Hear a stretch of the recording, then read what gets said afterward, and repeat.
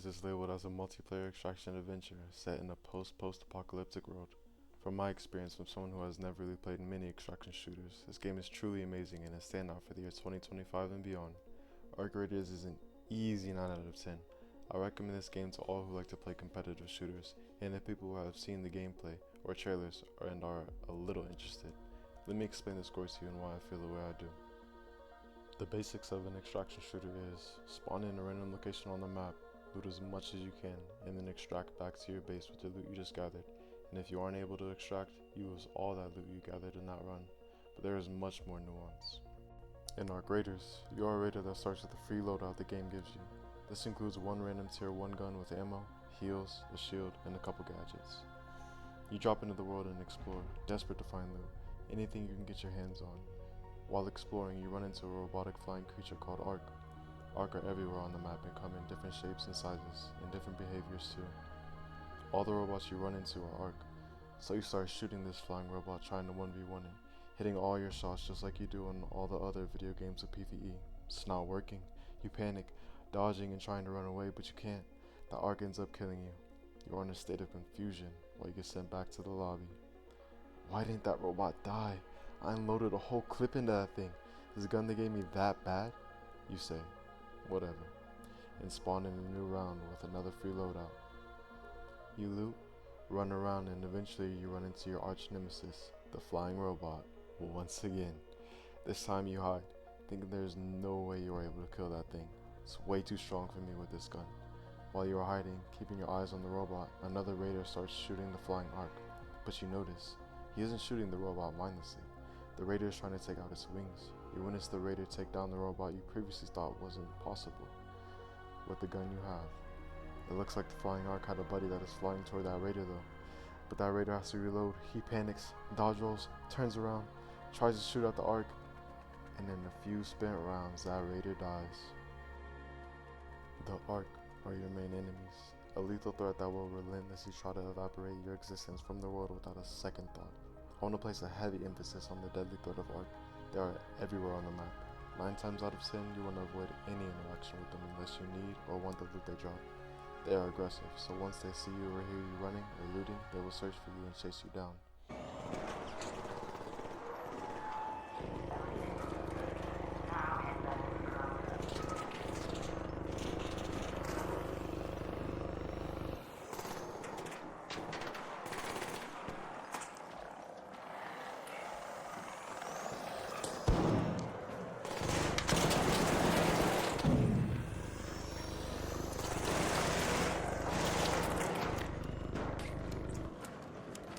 Please save me!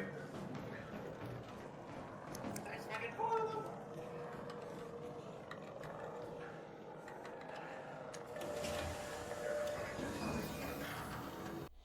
Their movements are unpredictable, and their behavior mostly is too. This means every match you get into, you have to be very thoughtful and mindful of what you are doing.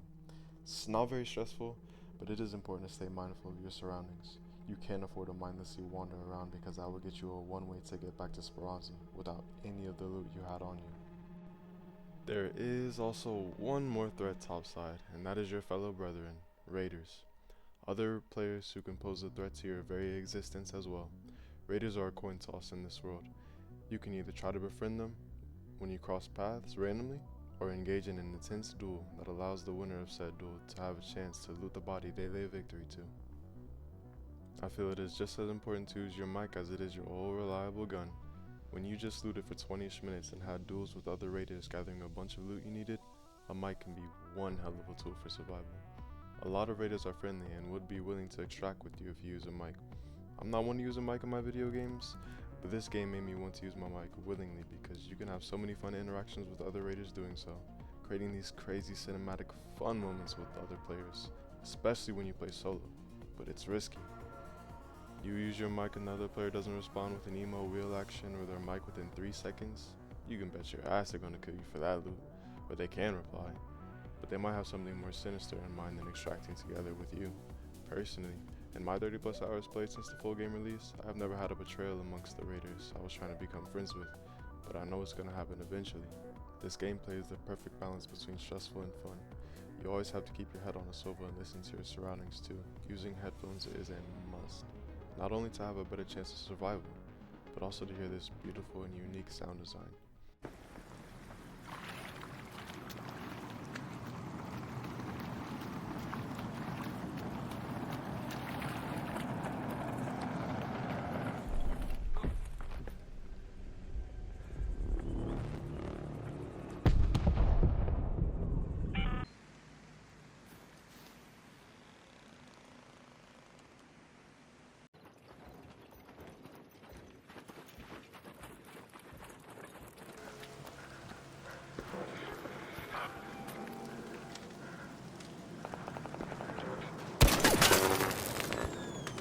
You can tell so much thought and effort got put into this sound design.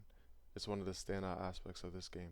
The ambiance of each map is different than the other, to a strong gust of wind blowing through buildings, to the way rain can sound subtly different in an area, your footsteps stepping on different terrain, the sound of gunfire in the distance from raiders, and to the beautiful horror of the sound each arc makes. This is just a short list of examples. You truly have to experience this game for yourself to know just how unique and immersive this sound is. All of these aspects bundle up in this thrilling sense of gameplay, but not in a horror type of way. It's mostly because when you go out on the road to get loot, you might end up getting something you really wanted, or needed, trying to extract, making every right move. But in this world, there are so many variables that can stop you from extracting with your loot. It can create many genuinely heart-pounding moments.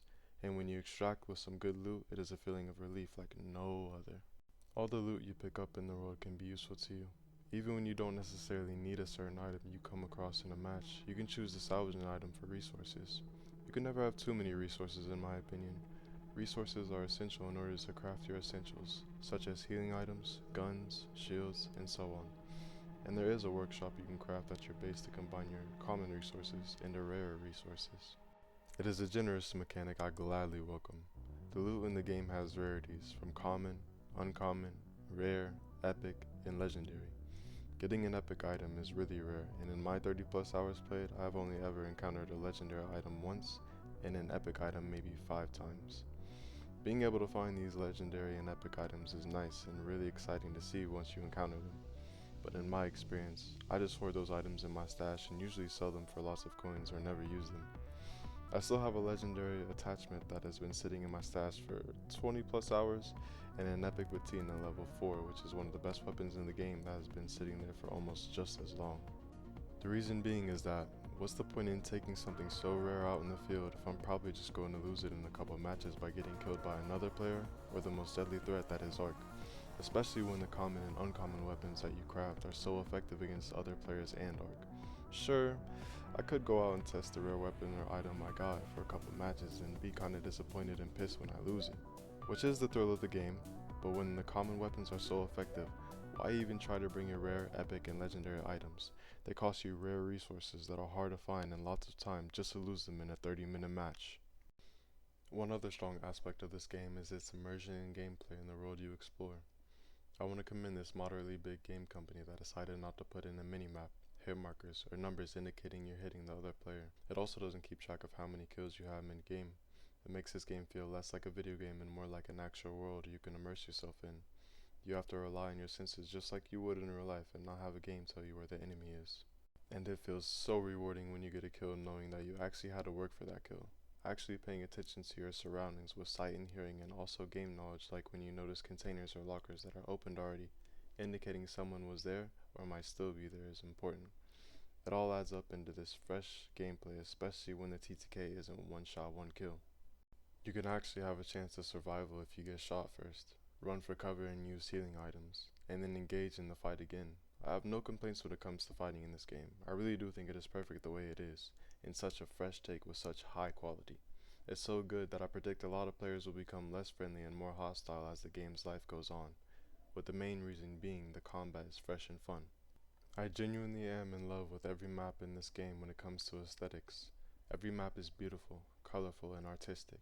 You can tell the artists loved making the maps. I haven't seen multiplayer shooter maps look so artistic and realistic at the same time, other than the Finals and Battlefield 1, both games these developers had previously worked on. The whole team really outdid themselves with the work they put into the world, and to have it run stable and have it look as nice as it does. I can't stress how beautiful the game is. This YouTube video truly doesn't do it justice. Each map can have different weather and events such as rain and night, with more to come in the future. So the game offers variety in the maps to help the maps not feel stale in the long run. A negative thing about the game is I really don't think there is much meaningful progression. Sure, they have a rank system called trials, but I'm going to bet most people don't care about the rank trials. The rank trials give you challenges to complete a task that give you rewards such as resources and supplies, and the better you do on a trial, the better loot you earn. It's good to a certain extent in my opinion. As I said previously in my review, that loot you earn will probably be lost in 2 or 3 games by getting yourself killed in action. That's just the name of the game. Better loot feels nice to get, but you are definitely just going to end up losing what you earned sooner or later. That being said, the trials are something to work toward and give you something to do if you feel like you lost your purpose. They also have quests given to you by traders in the main menu, and they give you helpful rewards on your travels out on the world topside. The characters are kinda flat though, and we can't make much of a connection with them. It would be nice to know more about them than what the game has to offer, especially since we go to them after almost every raid for resources they sell to us. It's a minor nitpick, but something I feel can be improved. They also have a progression system called expeditions that you can access in the main menu. You put resources into this project to send your raider on an expedition. You have 60 days to complete this project with dumping your resources into it if you choose to do so. It is an optional thing and not required, but what is the point in putting your valuable resources into this thing when by the end of completing it, you basically lose everything that you just earned? The most important thing you lose is your workshop progress, skill points, and blueprints you find while topside. Workshops are crafting benches you progress by upgrading them with resources you put into them. These workshops allow you to not go to traders to spend a bunch of coins on items you want or need, and blueprints are arguably the most valuable thing you can find topside. Blueprints are basically recipes you need to learn to craft a blueprint you find at one of your workshops. They make it significantly more affordable by using resources to craft them instead of using coins buying them from traders, and you can craft them in an infinite amount per day. If you go to the traders, they are expensive and they have a limited 24-hour stock. The only reward you receive by completing the expedition is an XP gain, materials you earn passively, more storage space to keep all your items safe at your base, and weapon repairs that are a bit cheaper. And these benefits only last until the next expedition you do. I genuinely see no point in doing these expeditions. With such an engaging and powerful world they have built, I think they missed the ball with the meaningful progression. There could have been a base building mechanic since it lowers you go out to get resources topside and bring them back with you to help you, and maybe the other citizens survive underground in Speranza. It would be something like story missions you could slowly unravel and characters you could get attached to by doing riskier raids like the night raids, or by dropping into the more dangerous maps you unlock. There are 2 aspects of meaningful progression gameplay-wise. One is a skill tree. The developers implemented a skill tree in which you can accrue skill points and put them into an ability you want by playing the game. These abilities have gameplay changes that can be pretty useful, but none are game-breaking and OP. Each ability has gameplay benefits such as being able to climb and jump over things faster, having more stamina, and being able to carry more weight during your runs. I wanted to emphasize that the abilities you unlock have actual gameplay benefits and not just abilities that are plus 5% run speed or plus 3% fire rate, which those aren't bad, but they are boring, especially when all the other games have skill trees that are like that. This skill tree is specifically built around the gameplay mechanics and not just tacked on stat boosters. They help you with the core mechanics of the gameplay such as looting things more quietly, having more stamina, and having your hearing less affected by explosions. All very important aspects in the gameplay that can give you a slight edge. It's not hard to get these skill points either. In the 30 hours I played, I have gotten to level 29, which means I have earned 29 skill points. So basically, you get 1 skill point per hour, which isn't a very bad grind at all. In fact, it doesn't even feel like a grind when you are playing. This game is that fun to play. The other meaningful progression is upgrading your workshop benches so you could be able to craft higher tier loot. But you need to find a blueprint to craft a higher tier item at your workshop, and those blueprints can be found while looting topside. The last negative thing I could say about this game is the cost of in-game items in a non-free-to-play game. It's not super egregious. For example, buying $20 worth of raider tokens, which is the in-game currency, actually gives you the ability to buy a cosmetic set and doesn't shortchange you so that you have to spend more than $20 just to get that set. But it is egregious that I have to spend $20 on a cosmetic set in a game that costs $40. When you go to a free-to-play game, I expect there to be $20 cosmetic sets, but in a game you have to buy, I don't understand why it's just as high of a price as free-to-play games. And obviously you don't have to buy cosmetic items in the game, I get that. It doesn't ruin my experience, especially when this game doesn't shove it in your face like some other games do. ArtGraders just puts it off to the side. It just sucks that instead of buying 2 cool cosmetic sets that maybe cost $8 to $10, I have to spend $20 on one cosmetic set. I would genuinely be way more willing to buy 2 cosmetic sets that cost $8 to $10 instead of one for $20. All in all, this game is worth every penny when buying the base game for only $40. You can tell this game was made from love from top to bottom, from the developers, managers, and the rest. Not only that, but these developers are ridiculously good at their job. I'd be surprised not to see this game get an award at any game show. I genuinely think this game should get Multiplayer Game of the Year and at least get a nomination for Game of the Year. For its innovation and the high quality at the price this game costs. There is so much quality put into every inch of this game. You have games out there that cost double, or $70 with less thought and care put into everything, with way less content and with terrible performance issues at launch. ArtGraders will go down in the history books as one of the best multiplayer games to ever grace this world. This game is an easy 9 out of 10. These are the developers that made a game called The Finals that I also give very high praise to. I will be watching out for every game Embark Studios puts out. They are an exciting, innovative studio that are now known for their above and beyond quality games and innovation, and I can't wait to see what their next game is.